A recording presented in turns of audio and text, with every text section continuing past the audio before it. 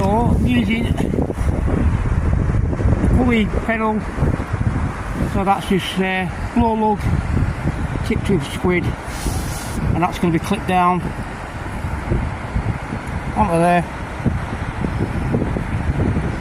That's going to do it. So that clicks onto the weight, and then you're good to go.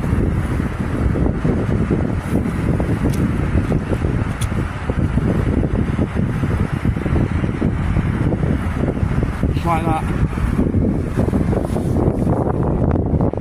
And then we get it whacked out there.